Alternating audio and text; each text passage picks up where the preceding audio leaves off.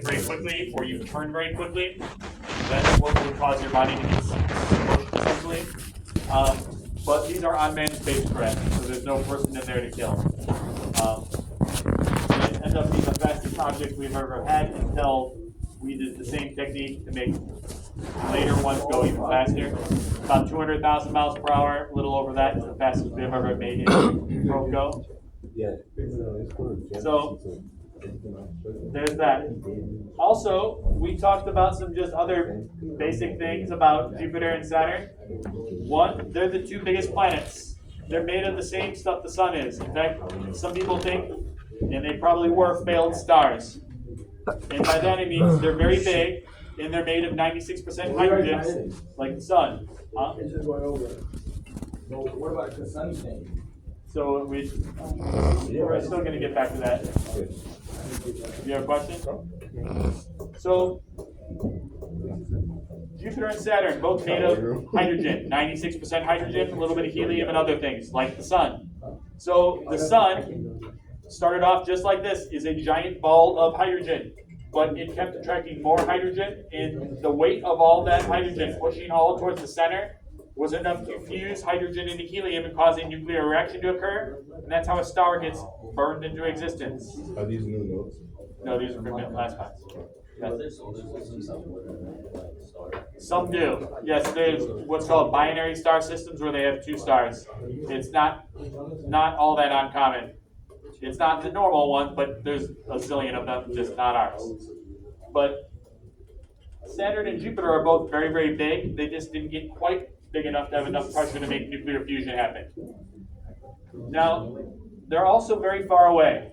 So remember, the length of your year is dependent on how far away from the sun you are. The longer or farther away you are, the longer your path around the sun is. It's like the inside versus the outside lane of a track. So you guys know on a track, right? At a track meet, the outside lane, they move them up. They get to start farther up than the people on the inside lane. Why is that? Because it wouldn't be fair otherwise. If you were to measure the actual distance around the inside lane, it's way, way shorter than the outside lane. The farther out you are, the longer the distance. That's why they move the outside lane up to start farther up to make it even. Same with the planets. The farther out you are, it's like having an outside lane. It's a longer journey. Jupiter, it's far enough out that it takes 12 Earth years for it to go around once. So the time it takes Jupiter to go around the sun once, one Jupiter year, Earth has gone around the sun 12 times. Saturn is more than twice that far out. So Saturn's so far out there that in the length of time it takes Saturn to go around the sun once, Earth has gone around 30 times. So 30 Earth years have passed. So much longer years. And the outer planets from there are even longer. Now, by contrast, their length of day is very short. So length of day is different. That comes from how fast you're spinning. So Jupiter and Saturn spin incredibly fast. In fact, Jupiter has I think the shortest of any day. You get a sunrise and sunset every 10 hours on Jupiter. It's spinning around that fast. Saturn, pretty close to the same speed. You get a sunrise and sunset every 10.5 hours. Compare that to Earth, where it's a 24-hour sunrise sunset cycle. Mars, actually pretty close to Earth. It's about 24 hours and 11 minutes. But the inner planets are much, much slower. They spin very slow. Venus takes 240-something Earth days to do one sunrise sunset. Mercury takes 55 Earth days. Then by comparison, these two is way shorter. They have a 10-hour day and night cycle. Saturn, 10.5 hours. And those are the notes from last class. Everybody got it? Yeah. All right, so today's notes, keep them under the same heading, same thing. And you have a little drawing. So here's your last drawing for this set of notes. It's not a hard one. So here, this gives you some comparison of the relative speeds of things. Yes. This is the new notes for today. Same title as yesterday. Keep it under the same title, which was Jupiter, Saturn in the Cassini probe. Week 9. Week 9, yep. Last of week 9. So here, draw a little number line. 0, 20,000 miles per hour. And this gives you kind of the comparison of the speeds of different things.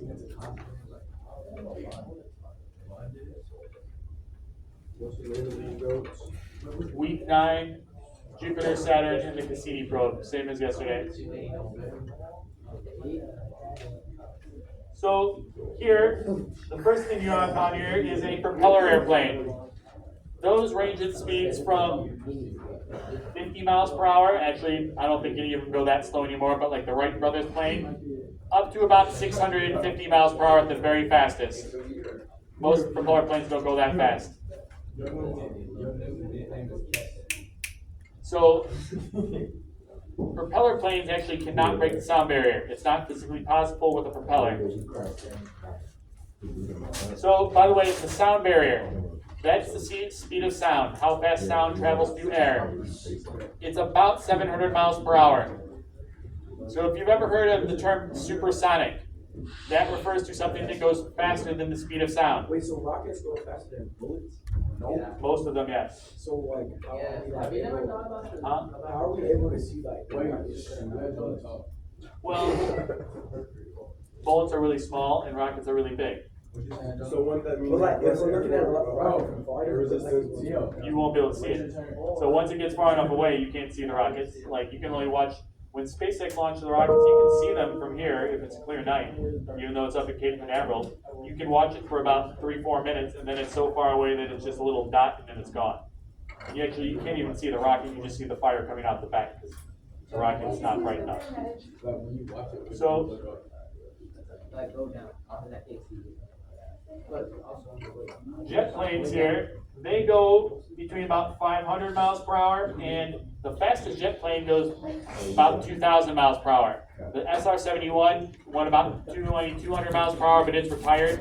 The fastest jet plane now is probably an F-15. And it can go almost 2,000 miles per hour, which is fast. It's multiple times the speed of sound. So some jet planes are supersonic, most aren't, but fighter jets generally are. By comparison, a passenger jet goes about 600 miles per hour, just under the speed of sound. Speed of sound is about 700 miles per hour. It varies a little bit depending on the density of air. So at higher altitudes or lower altitudes, it's slightly different, but it's about 700 miles per hour. Now, we didn't break the sound barrier with a person in a craft until 1947. So it wasn't until 1947 somebody flew faster than the speed of sound. There were things that went faster than that before, just not with a person. Bullets break the sound barrier. So that crack that you hear from a bullet, that's the bullet breaking the sound barrier. Same with a whip. The tip of a whip actually breaks the sound barrier. Yes. I heard there was some fighting techniques that used to break the sound barrier. Like punching techniques? Yeah. Not that I know of, but maybe.